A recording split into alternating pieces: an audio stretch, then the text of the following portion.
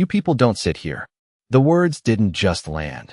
They cut, sharp and public, echoing through the first-class cabin at 32,000 feet as Victoria Hale stood in the aisle, perfectly dressed, perfectly composed, her hand still hovering near Marcus Carter's shoulder like she had just corrected something out of place.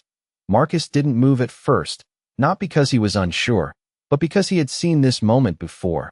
Different city, different year, same tone, same quiet assumption wrapped in confidence as passengers nearby paused mid-conversation, a man across the aisle slowly lowering his glass, a woman 2 rows back already lifting her phone, sensing something unfolding. "Before we continue, where are you watching from? Drop your city or country in the comments below. And if you believe in dignity and justice, hit like and subscribe." These stories spark change, and we're glad you're here. Now, back to Marcus Carter. He rose slowly from seat 2A, not rushed, not defensive, just deliberate, his eyes meeting Victoria's for half a second longer than she expected.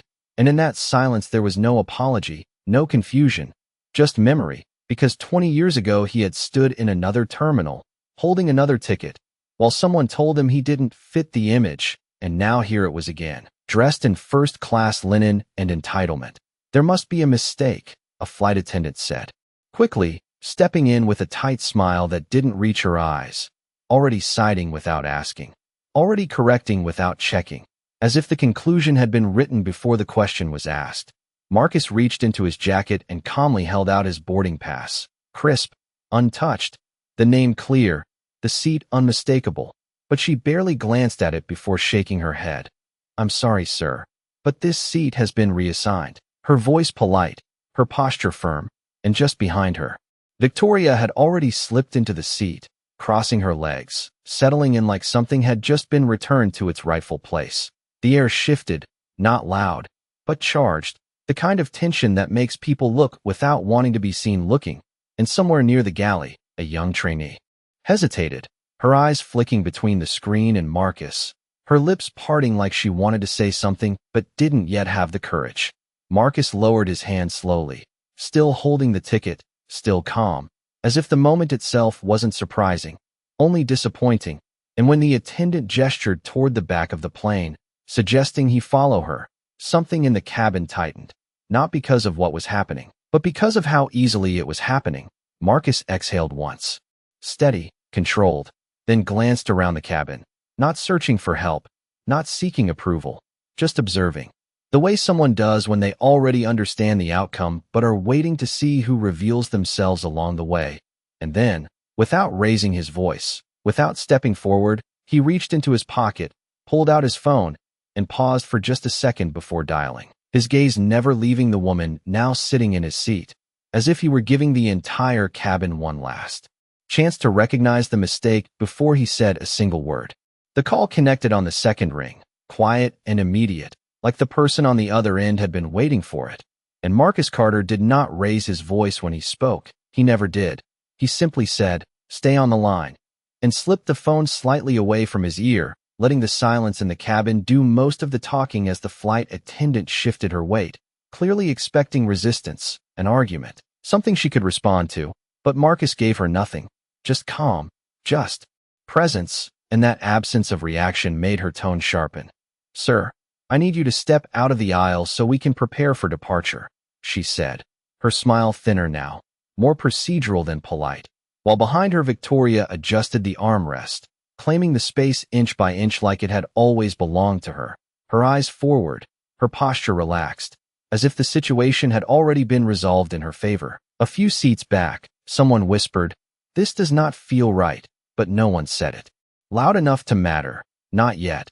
And near the galley the trainee who had hesitated earlier stared at the tablet in her hands, her fingers hovering over the screen as if the truth was still there, just buried under something she did not understand how to challenge, because she had seen the name, she knew she had, and now it was gone, replaced by a blank space that should not exist. Marcus turned slightly, just enough to glance toward her, not calling her out, not asking for help, but acknowledging what she already knew. And that look alone made her inhale sharply, like responsibility had just been handed to her without a single word. "There is no record of you in this seat," the attendant continued, louder this time, as if volume could replace verification, and Marcus finally moved, not toward the back of the plane, not toward compliance, but one step to the side, clearing the aisle while still standing his ground, his voice even when he spoke. Then check again.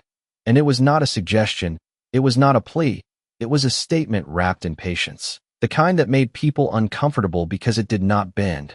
The attendant hesitated, just for a second, then tapped rapidly on her device, her brows tightening as she scrolled, searching for something that would confirm what she had already decided, while Victoria exhaled softly, almost amused, and said without looking at him, "Some people just do not know when to move on." And a quiet ripple moved through the cabin. Not laughter, not agreement, just tension shifting shape. Because now it was not just about a seat. It was about who was allowed to stay when. Questioned, Marcus lowered his gaze briefly, not in submission, but in thought. And for a moment the past brushed against the present again, a younger version of himself standing in a different line, holding a different ticket, hearing the same implication dressed in different words. And back then he had stepped aside. Back then he had waited. Back then he had believed the system would correct itself if he stayed calm. But systems did not correct themselves. People did, and only when forced to. See what they had done. The trainee stepped forward before she could stop herself, her voice quiet but clear. "I remember his name," she said, and the words landed heavier than she expected, drawing eyes, drawing attention, drawing a line that had not been there before. The attendant turning toward her with a look that mixed warning and disbelief. "Stay out of this," she snapped under her breath. But it was too late, because now the cabin had heard it, and Marcus, still holding the phone, still connected, lifted his eyes again, not to the attendant, not to Victoria, but to the space around them, as if measuring how far this would go before the truth forced its way through. And then, finally, he spoke. Into the phone again, his voice low, controlled, unmistakably certain. "Go ahead, put them on." The words settled heavier than the cabin expected. Go ahead, put them on. And for a brief second nothing moved. Not the attendant, not Victoria, not even the passengers who had started recording. Because something in Marcus Carter's tone shifted the air from confusion to anticipation, like a quiet signal that whatever came next would not be ordinary. The attendant forced a tight smile again, though it no longer held confidence. Only control slipping through her fingers. "Sir, I do not know who you are speaking to, but this situation is already being handled," she said, emphasizing the last word as if repetition could make it true, while her device remained in her hand, the screen still open, still incomplete, still not matching the reality standing in front of her. Victoria finally turned her head, just slightly, enough to look at Marcus directly for the first time since taking the seat. Her expression calm, but edged with irritation. "You are holding up the entire cabin," she said, her voice smooth, practiced, used to being agreed with. "Some of us actually paid to be here." And the sentence landed exactly where she intended, drawing a few subtle nods, a few shifting glances, the kind of quiet alignment that builds without being spoken. Marcus did not respond to her. Not yet, his focus still anchored on the call, his silence stretching long enough to become uncomfortable. And that discomfort began to spread, seat by seat, row by row, until even the passengers who had remained neutral started to sense that this was no longer a simple misunderstanding. Near the aisle, the trainee took another step forward, her voice steadier now. "I can check the back-end log," she said, almost to herself, but loud enough to be heard, and the attendant snapped back immediately. "That will not be necessary." Too quickly, too sharply, and the reaction said more than the denial ever could. A man across the aisle leaned slightly into the space, his voice low but audible. "If the ticket is valid, why not just verify it again?" And that question hung in the air, unanswered, because now it was not just Marcus asking, it was the room. And the room was starting to notice the gap between what was being said and what was being avoided. Marcus shifted his weight, still calm, still composed, then finally spoke again into the phone, his tone unchanged. "Yes, I am on board." A pause, then, "First class." Another pause, longer this time, as if he was listening to something the rest of the cabin could not hear. And whatever was said on the other end caused the faintest change in his expression. Not surprise, not anger, just confirmation. The attendant glanced toward Victoria, then back to Marcus, her certainty cracking just enough to show, while Victoria straightened slightly in the seat, her confidence no longer effortless, now maintained, and around them the phones were no longer discreet. They were visible, recording openly, capturing every word, every hesitation, every shift in tone. The trainee looked down at her own device, then back up, and this time she did not hesitate. There was a record, she said, clearer now, stronger. It was there before, and the statement did not just challenge the situation, it exposed it, turning assumption into something measurable, something that could not be brushed aside as easily as before. The attendant opened her mouth to respond, but Marcus raised his hand slightly, not to silence her, but to pause the moment itself, and then he spoke into the phone one more time, his voice steady, deliberate, carrying just enough weight to reach beyond the call and into the room around him. Let them know I am ready. The moment he said it, let them know I am ready, something invisible shifted across the cabin, like a quiet signal had just been sent beyond the walls of the aircraft, beyond the crew, beyond the control they thought they had. And for the first time since this started, the attendant did not speak immediately, her lips parting but no words coming out as her eyes flicked down to her device again, searching, scrolling, as if the answer might suddenly appear if she looked hard enough. Victoria adjusted in the seat once more, but this time it was not effortless. There was a slight stiffness in her posture now, a subtle awareness creeping in, because Marcus had not raised his voice, had not argued, had not complied, and yet the situation was no longer moving in her favor. It was pausing, stretching, waiting. A notification sound broke the silence, sharp and out of place, and the attendant's device lit up with an incoming alert she had not triggered, her expression tightening as she read it, then reading it again as if the words had rearranged themselves into something she did not expect, and across the aisle. Another attendant checked her own screen, then another, the ripple moving fast, quiet, contained, but impossible to ignore. The trainee stepped closer, drawn by the shift, her voice low but steady. "What is that?" she asked, and this time the question was not dismissed, it was avoided. The first attendant turning slightly away, shielding the screen, but not before a single line had been seen, enough to change everything. Enough to confirm what had already been suspected. Marcus stood exactly where he had been, not stepping forward, not reclaiming the seat, just waiting, the phone still in his hand, the line still open, his presence now less like a passenger and more like something else entirely, something the system recognized even if the people did not.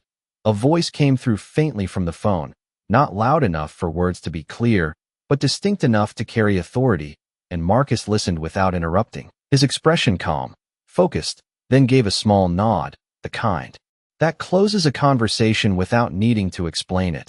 The attendant looked up at him again, but this time there was no certainty left in her posture, only hesitation. "Sir," she began, but the word did not carry the same weight anymore. It was softer, unsure, as if she was no longer certain who she was addressing. Victoria leaned slightly forward now, her voice lower, controlled, but edged with something new. "What exactly is going on?" she asked, not to Marcus, not to the crew, but to the situation itself, and no one answered, because no one had a version of the truth that still held together. A second notification chimed, then a third, the sound repeating across multiple devices now. Synchronized, deliberate, and the cabin felt different, not louder, not chaotic, but tighter, like everything was narrowing toward a single point. The trainee looked down at her own screen, then back up, her eyes widening just slightly. "There is a system override," she said, almost in disbelief, and this time no one told her to be quiet, because the evidence was no longer hidden, it was active. Marcus finally shifted his stance, just enough to straighten, and when he spoke again, it was not into the phone, it was into the space around him, his voice steady, controlled, carrying through the cabin without force. "Now we verify properly." And the words did not challenge, they instructed, and in that moment, the difference between authority and assumption became impossible to ignore. The words hung in the air, "Now we verify properly." And for the first time since the confrontation began, no one moved to contradict him, because the system had already started speaking louder than any person in the cabin. And it was not speaking in opinions anymore. It was speaking in records, timestamps, access logs, things that could not be reshaped by tone or assumption. The attendant's hands tightened slightly around her device as new information populated the screen in real time, her eyes scanning quickly, then slowing, then stopping altogether as the details settled into something she could not dismiss. And across from her, another crew member leaned in, reading over her shoulder, their posture shifting from confident to cautious in a matter of seconds. The trainee stood still, watching closely, her earlier hesitation now replaced with a quiet certainty, because what she had seen before was returning, not as a memory, but as proof. The name, the seat, the confirmation, all restored, all undeniable. Victoria glanced toward the screen, then back at Marcus, her composure still intact on the surface, but the rhythm of her breathing no longer as even, her fingers adjusting slightly against the armrest she had claimed so easily just moments ago, as if the seat itself had begun to feel different beneath her. There must be an error in the update, the attendant said finally, but her voice lacked conviction, the words arriving out of habit rather than belief, and even as she spoke them, her eyes returned to the screen, searching for something that would support what she had just said, something that would restore the version of reality she had been operating in. But nothing came. A soft murmur spread through the cabin, not loud, not chaotic, but present, the kind of sound that builds when people begin to realize they are witnessing a shift, a correction unfolding in real time. And the phones that had been raised earlier were no longer subtle. They were steady, focused, capturing everything as it happened. Marcus remained still, his presence unchanged, not stepping forward to reclaim anything, not asserting himself beyond what was necessary, because the moment was no longer about him proving anything. It was about the system revealing what had already been true. The trainee took one more step closer, her voice clear now, no longer tentative. "His ticket is valid," she said, and this time no one interrupted her, no one corrected her, because the screen in front of them confirmed it, line by line, detail by detail. The attendant swallowed lightly, her posture adjusting as the weight of the situation settled in, and when she looked up at Marcus again, the dynamic had shifted completely, the authority she thought she held now replaced by something else entirely, something that required acknowledgement rather than control. Victoria's gaze moved slowly from the screen back to Marcus, her expression tightening just enough to reveal the change beneath the surface, the realization that the narrative she had relied on was no longer holding, that the space she had taken without question was no longer hers to occupy without consequence. Marcus finally took a single step forward, not aggressive, not rushed, just measured, his voice calm when he spoke. "We do not correct mistakes by ignoring them." And the sentence landed quietly but firmly, cutting through the remaining tension with clarity instead of force. The attendant nodded once, almost involuntarily, her hands lowering slightly as if the resistance had left them, and the cabin, once divided by assumption, now leaned toward a single undeniable truth that could no longer be adjusted, softened, or dismissed. The truth had settled into the cabin, not loudly, not dramatically, but with a weight that pressed on every silence that followed, and for a moment no one spoke because there was nothing left to argue, only something left to face. The attendant straightened slightly, her voice softer now, stripped of the sharp edge it carried before. "Sir, it appears there was a discrepancy," she said, choosing her words carefully, but even as she spoke them, the phrasing felt small compared to what had actually happened, because this was not a simple mistake. It was a decision that had been made and now quietly undone. Marcus Carter looked at her, not with anger, not with satisfaction, but with a kind of clarity that made the moment heavier than any raised voice could have. And when he spoke, it was measured, deliberate. "Discrepancies do not remove people from seats," he said, his tone calm but unmistakably firm. And the sentence did not accuse, it defined, it drew a line between error and action that no one in the cabin could ignore. Victoria shifted again, this time more noticeably, her hand resting on the armrest loosening slightly, as if the certainty she had claimed earlier was no longer supporting her the same way, her eyes moving from the screen to the attendant, then finally to Marcus. And for the first time, there was no assumption in her gaze, only calculation. as if she were trying to understand how the situation had moved beyond her control without her noticing the exact moment it happened. The trainee remained where she stood, her posture steady now, her voice no longer hesitant when she spoke again. The original log shows the assignment was valid the entire time, she said, and the words did not just confirm Marcus. They exposed the gap between what was known and what had been acted upon. A quiet murmur followed, more defined this time, not just tension but recognition. Because the passengers were no longer watching a misunderstanding, they were witnessing a correction, something being set back into place after being pushed aside.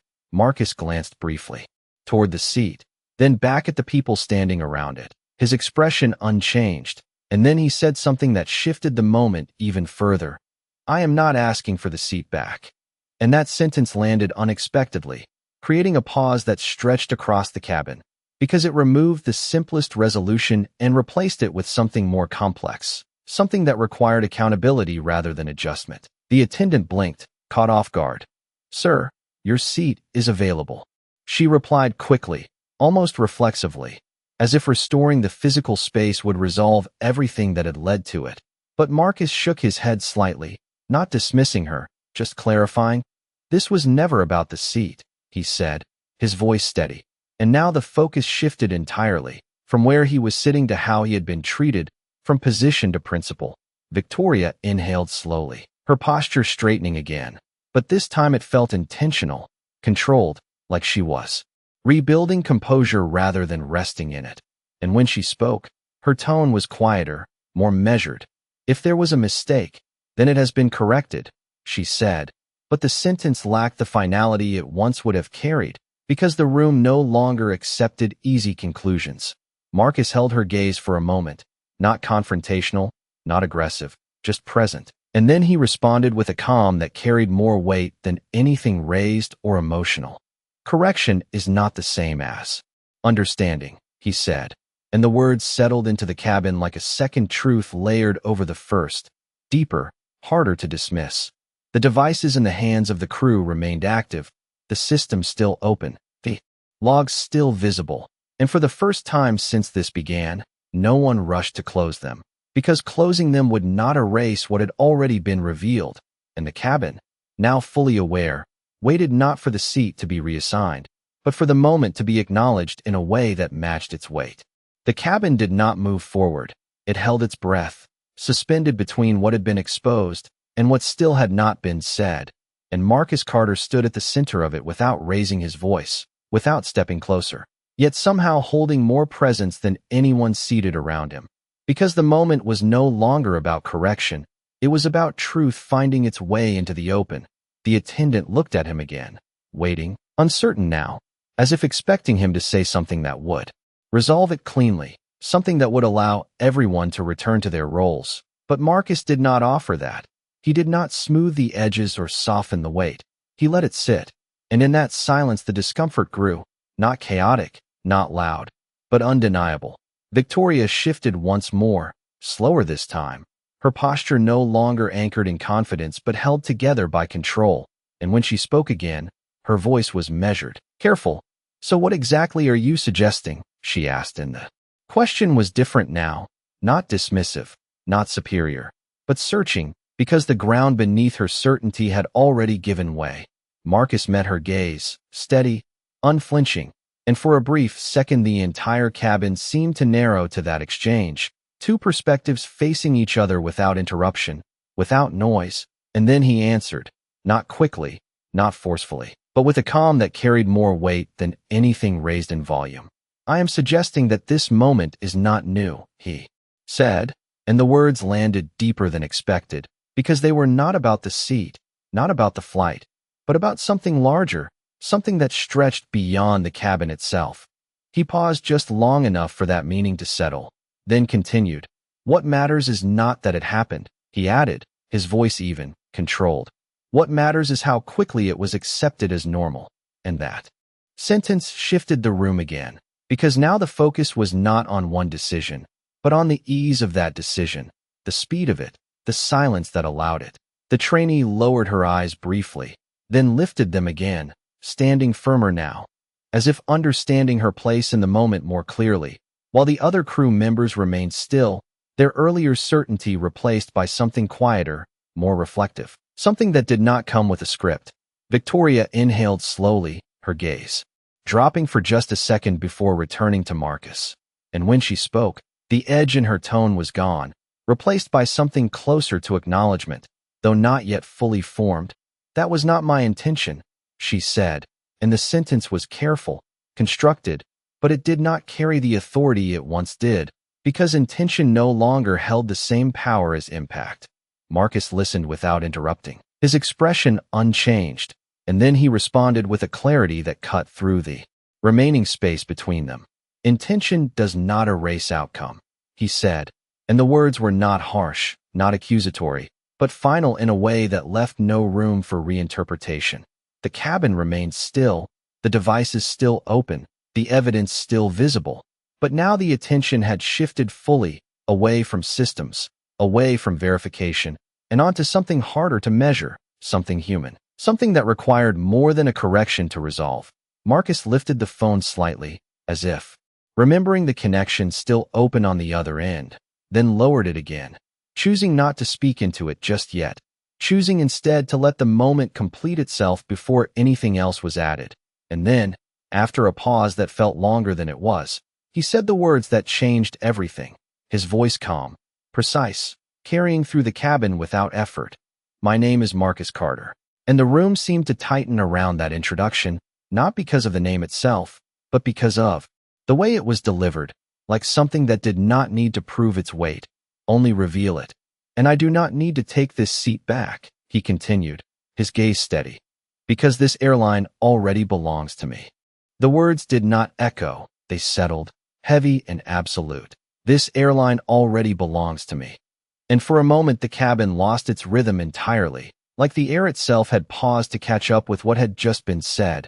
No one reacted immediately, not the attendants, not the passengers, not even Victoria, because the statement did not come with volume or force, it came with certainty, the kind that does not ask to be believed, only recognized. The attendant's hand lowered slowly from her device, her posture shifting in real time as the authority she had carried moments ago dissolved into something else, something quieter, more careful, her voice no longer ready, no longer certain of what to say next, because the situation had moved beyond procedure and into consequence. Across the aisle, a passenger who had been recording lowered his phone just slightly, not because the moment was over, but because it had changed. The focus no longer on conflict, but on realization, and that realization moved through the cabin in small, visible ways, a glance exchanged, a posture adjusted, a silence held longer than before. The trainee stood completely still now, her earlier doubt replaced by clarity, her eyes fixed on Marcus with a different kind of understanding, because the system she trusted had just confirmed something far larger than a seat assignment. It had revealed the weight behind the man standing in front of her. Victoria did not move at first, her body still angled toward the aisle, her hand resting lightly on the armrest she had claimed, but the confidence that once filled that space was no longer there, replaced by a stillness that felt unfamiliar. And when she finally looked up at Marcus again, the difference was unmistakable, not fear, not panic, but recognition, the kind that comes when a narrative collapses and leaves nothing to stand on. "I was not aware," she said quietly, and the sentence, though controlled, carried none of the authority it once would have, because awareness was no longer the issue. The moment had already defined itself beyond that. Marcus did not interrupt her, did not correct her. He simply listened, his expression steady, then responded with a calm that carried more weight than any raised voice could have. "That is exactly the point," he said, and the words did not accuse. They clarified. They drew the line between what was known and what had been assumed, between identity and perception. The attendant straightened again, but this time not to assert control, but to restore order, her voice careful as she spoke. "Mr. Carter, we sincerely apologize for the confusion." And even as she said it, the word confusion felt insufficient, too small for what had unfolded, but it was all she had in that moment. Marcus gave a slight nod, acknowledging the effort without accepting the framing, because this was never confusion.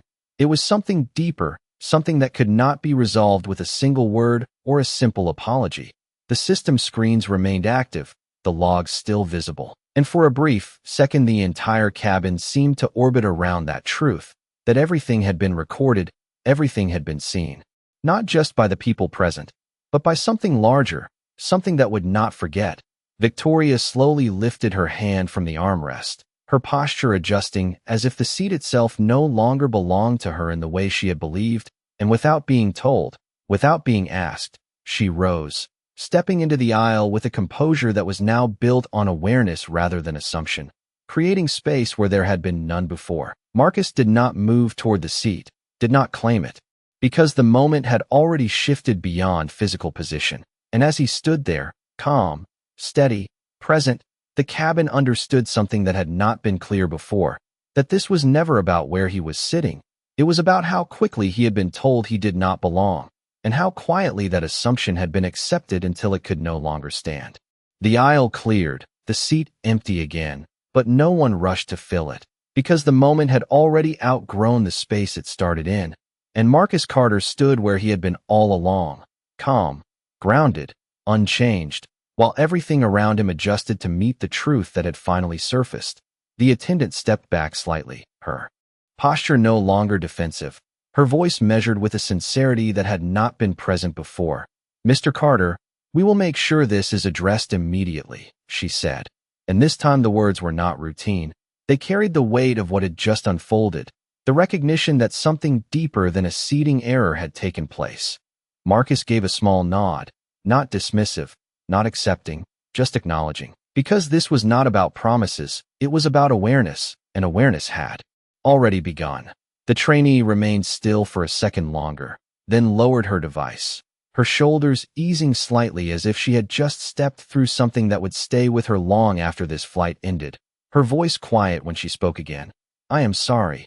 And the words were not formal, not rehearsed. They were personal, directed, and Marcus turned toward her briefly, meeting her eyes with a look that did not carry judgment, only recognition, as if he understood exactly what it took for her to say that out loud. Across the cabin, the passengers who had been watching did not speak much, but their silence had changed. It was no longer passive. It was reflective, the kind that comes after witnessing something that shifts how you see the world, even in small ways, even in moments you did not expect. Victoria stood just off to the side of the aisle, her posture composed but no longer elevated, her voice quieter when she finally spoke again. "I should not have assumed," she said, and the sentence, simple as it was, carried more weight now than anything she had said earlier, because it came without defense, without justification, just acknowledgement. Marcus looked at her, steady, present, and for a brief moment there was no tension left between them, only a clear understanding of what had happened and what it meant. And then he responded, his voice calm, deliberate. "Assumptions are easy when they go unchallenged," he said, and the words settled gently but firmly, not as a reprimand, but as a truth that extended beyond the two of them, beyond the cabin, into something broader. He paused for a second, then added, "What matters is what you do when they are exposed." And the sentence closed the space between cause and responsibility, leaving no room for the moment to be reduced to something smaller than it was. The attendant gestured subtly toward the seat again, offering it without insistence this time. But Marcus shook his head slightly, not refusing, just choosing, because he no longer needed to prove anything through position. The moment had already spoken. He took a step back instead, allowing the space to exist without claiming it, and that choice, quiet as it was, carried more power than taking the seat ever could have. The system screens dimmed one by one as the verification process concluded, but the memory of what they had revealed remained, not stored in data now, but in the awareness of everyone present. Marcus glanced once more around the cabin, not searching, not measuring, just observing. And then he said the final words that would stay with them long after the flight landed, his voice steady, clear. "I did not raise my voice," he said. A brief pause. "I raised the standard." And the cabin, once tense and divided, settled into a quiet that felt different, not empty, but complete, like something had been corrected in a way that would not easily be undone.